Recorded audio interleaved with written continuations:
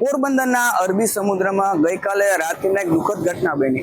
ઘટનામાં એવું છે કે પોરબંદરનું જે ઇન્ડિયન કોસ્ટગાર્ડનું હેલિકોપ્ટર હતું તે દરિયામાં રેસ્ક્યુ ઓપરેશન મેડિકલ ઓપરેશન માટે ગયું હતું ને જ્યારે જહાજની નજીક પહોંચ્યું ત્યારે તેનું દરિયામાં ક્રેશ લેન્ડિંગ થયું છે અને તેમાં એક જવાન કે ક્રૂ મેમ્બરને બચાવવામાં આવ્યા છે। 3 જેટલા જવાન કે ક્રૂ મેમ્બર છે તે લાપતા બન્યા છે।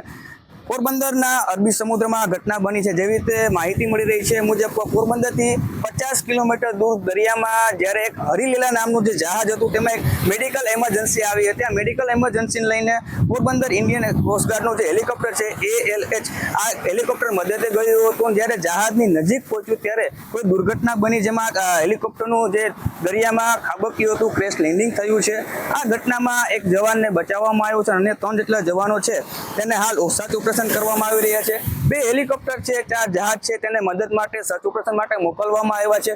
આ જે ALH હેલિકોપ્ટર છે તેને રાજ્યમાં પૂરગ્રસ્ત વિસ્તારમાં 67 જેટલા લોકોના જીવ બચાવવામાં આવ્યા છે। અનેક સર્ચ ઓપરેશનમાં અનેક લોકોને રેસ્ક્યુ પણ કર્યા છે। પરંતુ જે રીતે ગઈકાલે રાત્રિના 11 કલાક બાદ આસપાસ આ ઘટના બની છે તેમાં એરક્રાફ્ટ છે, હેલિકોપ્ટર છે, પોરબંદર ઇન્ડિયન કોસ્ટગાર્ડનું તે દરિયામાં ખાબક્યું છે, ક્રેશ લેન્ડિંગ થયું છે। આ દુઃખદ ઘટનાને લઈને કોસ્ટગાર્ડના ક્યાંક અધિકારીઓ જવાનોમાં ક્યાંક દુઃખની લાગણી જોવા મળી રહી છે। હાલ જે સૂત્રોમાંથી માહિતી મળી રહી મુજબ આગળના શું સમાચાર છે, કેટલા લોકો આમાં લાપતા છે, કેટલા લોકો મળ્યા છે તે કોઈ પણ પ્રકારના સમાચાર મળ્યા નથી। હાલ તો જે ક્રેશ લેન્ડિંગ થયું છે તેને લઈને કોસ્ટગાર્ડ અને જવાનોમાં દુઃખની લાગણી જોવા મળી રહી છે।